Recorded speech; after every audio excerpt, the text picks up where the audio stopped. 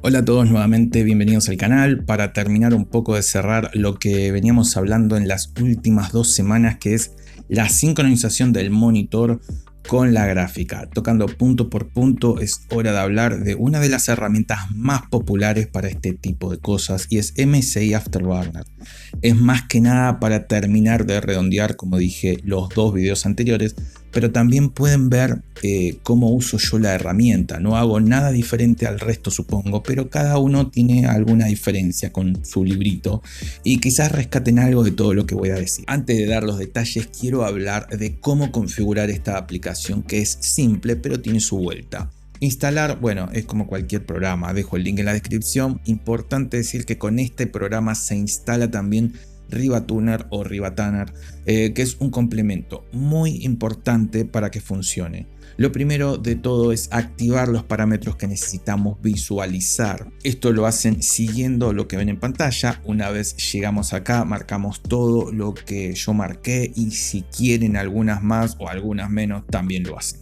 Cuando estén marcando, no se olviden de tildar, dar información en pantalla, y al lado del parámetro te saldrá en OSD.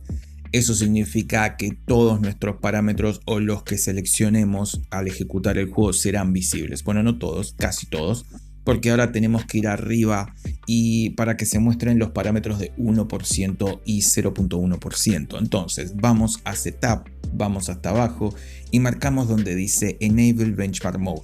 Y por último, cambiamos en el cálculo porcentual en lineal. Esto es menos preciso, pero lo calcula más rápido. Con el otro método necesitamos ejecutar el juego entre 45 y 60 minutos para saber más o menos cuáles son los números. Y cada vez que toquemos un parámetro del juego, tendremos que esperar ese tiempo mientras jugamos para saber si obtuvimos mejor rendimiento. Yo lo veo inviable, por eso prefiero linear, que en 2 minutos de juego o un poco más ya tenemos una aproximación más que efectiva para saber si vamos por el buen camino. Ahora, tenemos que volver a After y cada uno de los parámetros que queremos que se muestren en una línea individual. Tenemos que marcar esta opción y especificar un nombre. Una vez que hicimos esto, ya se va a mostrar este parámetro en una línea diferente debajo del otro. Y así podemos hacer con algunos parámetros que se pueden ver todo más claro. Esto es muy útil en el apartado de FPS, que algunos tenemos muchos parámetros activados y los muestra a todos en una sola línea. Si activamos esta opción y le damos un nombre, el que quieran ustedes, lo va a mostrar debajo, y así es más ordenado y fácil de entender la información que nos llega. Ahora están viendo los parámetros que yo uso y me gustaría explicar por qué o para qué uso cada uno de estos. Primero, el rendimiento de la GPU. Esto es uno de los puntos que sirve para hacer benchmark, porque nos muestra si nuestro procesador está limitando a nuestra gráfica. Una vez que ya sabemos que nuestra CPU no nos está limitando, ya no es necesario tenerlo activado. Y te preguntarás, ¿cómo es que sé si la GPU se está exigiendo poco o mucho? Bueno, por el consumo de nuestra GPU. Mientras que el rendimiento puede mostrarse siempre en 99, a pesar de tener una pequeña carga gráfica, el consumo puede variar y está a 50 watts como a 125. Y aún así mostrarnos una carga de trabajo de 99%. Los watts no nos dicen la carga real de nuestra gráfica, no de manera directa, porque nos dice el consumo. Cada gráfica tiene un límite de watts y no debemos llegar a ese límite. Lo ideal es restar el 10% del consumo máximo de tu gráfica. Por ejemplo, en mi caso la GPU consume 125 watts máximo, y lo que hago yo es restar 12,5 a 125, y de esta manera trato de no pasarme de esa cantidad de watts. Así dejo un poco de margen para momentos de acción y que necesite un poco más de poder. Incluso este porcentaje que calculo del 10% puede variar dependiendo de la gráfica, pero es un punto de referencia. Después tenemos las temperaturas. ¿Para qué? Bueno, es algo obvio, para ver que tengan temperaturas saludables, pero por sobre todas las cosas que nunca lleguemos a temperaturas tan altas que pueden generar lo que se conoce como estrangulamiento térmico. Esto genera una cantidad inagotable de stuttering o tirones en la imagen, entonces deben ser precavidos con la temperatura, no volverse locos, pero a mí me gusta tenerlo en cuenta. También me gusta mirar el total que se está utilizando de la RAM. Esto sirve mucho más si tenemos menos de 8 GB. Y es porque esto significa que está usando la memoria virtual de Windows para poder solventar la poca capacidad de nuestra RAM. Esto es un punto muy complejo y lo voy a tratar de dividir en 3 puntos bien resumidos. El 1. La memoria virtual es un espacio que reserva Windows en tu unidad de almacenamiento físico. 2. Para ser gestionada esa memoria se usa el procesador, o sea, cargamos al procesador con tareas que desmejoran la experiencia de juego. 3. Se satura un poco más la CPU y el almacenamiento. Puede empeorar el rendimiento más que nada con discos HDD. Ahora, ¿qué significa todo esto? Que cuando Windows ve que tu memoria se está llenando, va liberando lo que menos estés usando y lo copia en tu almacenamiento. Y cuando vuelvas a necesitar esa información, va a volver a cargarla y a liberar otra en la memoria RAM. Esto es un círculo vicioso que carga al almacenamiento y al procesador, y eso hace que también podamos tener tirones más que nada en máquinas que están muy justas de rendimiento. Y por este motivo muchos creen que comprando un NVMe mejora el rendimiento en juegos, y es porque por algún motivo estos están usando o saturando de su antiguo almacenamiento. Windows no funciona bien, ya sea por falta de memoria RAM o porque su sistema y aplicaciones se escriben o leían mucho y se saturaba un poco esto. Como dije antes, si se da por falta de memoria RAM es bastante malo en términos de rendimiento con un HDD, porque si Windows no funciona bien, obviamente que de manera indirecta el juego también se va a ver afectado, y ahora que tenés un NVMe más rápido no ven este problema y piensan que hay una diferencia gracias al almacenamiento, pero la realidad es que se puede solventar de otras maneras. Si no, antes de los NVMe, como jugábamos, ¿no? Jugábamos todos a tirones. No jugábamos a tirones, jugábamos normal. De hecho, yo la mayoría de los juegos los ejecuto en un HDD y no tengo tirones en ningún juego. Ahora, tenemos un dilema con esta aplicación. Vamos a poder diagnosticar el stuttering y el tearing. Me gustaría decir que es súper eficiente, pero no es así, aunque igualmente ayuda muchísimo. Antes que nada, quiero que vean esta imagen y quiero decir que es casi inútil en mi experiencia tener todos estos parámetros de nuestros FPS. Antes de que te preguntes por qué o qué está diciendo este loco, déjame que te diga mis razones. No sirve de nada tener el parámetro ABG, realmente no tiene sentido, porque es un promedio y podemos tener, para hacer una comparación exagerada, que se entienda, 500 FPS en la mitad del tiempo y la otra mitad estar en cero. Esto daría un pésimo rendimiento, pero un ABG de 250 FPS y en ocasiones genera confusión porque todo parece estar bien y aún así seguimos con tirones en la imagen. Este ejemplo lo podemos trasladar a una posibilidad más real, tener 90 FPS como máximo y 30 como mínimo. Nos daría 60 de ABG y un pésimo rendimiento en cuanto a la fluidez, entonces no nos sirve realmente como máximo o como mínimo. Y sé lo que estás pensando, para eso está el mínimo y el máximo. Bueno, sí, ya lo sé, pero ninguno refleja realmente lo que ocurre.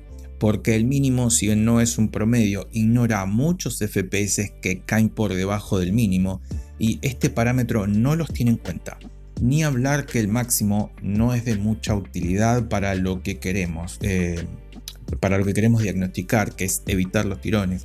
Pero bueno, si ni el mínimo, ni el ABG, ni el máximo sirven, ¿qué parámetros uso? Bueno, primero, siempre se usa el frame time en tiempo real. Eso es así, sabemos que está pasando casi al momento. Este parámetro siempre se deja activado indiferentemente de la estrategia que elijas para medir tus frames. Acá es donde entran los dos parámetros del 1% y el 0.1%, y si bien ninguno de los dos es preciso, sirve muchísimo como punto de referencia y saber más o menos lo que está pasando con nuestros FPS. Entonces, estos dos parámetros muestran lo que el parámetro mínimo comenté que ignora, y en mi caso es lo que más me interesa. Entonces, lo que estoy diciendo es que usen estas dos opciones. Bueno, casi.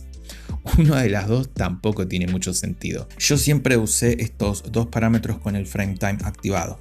Estos tres parámetros siempre me dieron los datos suficientes para poder saber si el juego iba bien y nunca tuve problemas con estos. hasta que hice una cuenta. Los que ven mi canal saben que me gusta mucho o me gustaba mucho hacer cálculos, hacer cuentas y tablas. Tranquilo que no voy a mostrar nada de eso porque vi que aburre, que intento evitar en cada uno de mis videos, pero quiero mostrar lo más relevante que descubrí cuando hice la cuenta. 60 FPS por segundo son 3600 frames por minuto. El 1% nos dice cuál fue la menor cantidad de frames en el 1% de las veces, y el 1% de 3600 frames son 36 frames por minuto, lo cual sería poco más de medio segundo de posibles problemas por cada minuto, si este número está muy bajo, obviamente. Vamos a hacer la cuenta con un número más alto para que se note mejor la diferencia, con un número más redondo. 10 minutos de juego son 36.000 frames, el 1% de esto son 360 frames, lo cual serían 6 segundos de los 10 minutos que podríamos tener, probablemente de tener este parámetro, como dije antes, muy por debajo. Ahora, el 1% equivale a medio segundo de los 10 minutos y es casi irrelevante. Es por esto que digo que no recomiendo los dos, porque muchos, para medir los frames y evitar problemas, optan por dos caminos diferentes: el ABG con el mínimo y el máximo, aunque el máximo en ocasiones no lo usan, o usar solamente el 1% y el 0.1%. Recuerden que siempre se deja activado el frame time, pero viendo estos cálculos he dejado de usar el 0.1 y solo uso el frame time y el 1%. Solamente subiendo el 1% se mejora el ABG, el máximo, el mínimo y también el 0.1. Entonces, ¿para qué llenarnos de parámetros que generan mucho ruido de información cuando puedo tener solamente dos que realmente ya cumplen con el objetivo? Estos son todos los parámetros que uso y ahora saben por qué los uso. Voy a dar más detalles en otro video de cómo optimizar juegos en general, y créanme que tengo algunos tips para evitar justamente el desgarro o congelamiento de la imagen. Este no es el video, pero quiero dejar algunos consejos mínimos para que puedan ir viendo o tener un punto de partida y poder probar ustedes a ver cómo es que va. Lo primero, decir que la idea con el 1% es que se acerque lo máximo que se pueda al frame time. Si es a 60, que se acerque a ese 60. En mi caso, con llegar a 45 ya me da buenos resultados. Se podría decir que lo ideal es no bajar del 25% del total. Si juegas a 120 no debería estar por debajo de 90 FPS. De esta manera tenemos posibilidad de tener un juego más fluido. Lo segundo sería inhabilitar apartados gráficos para bajar la carga del juego, liberar procesos para mejorar la estabilidad de los frames. Ejemplo, el filtro anisotrópico, realmente ponerlo a 16x no consume casi requisitos en los FPS.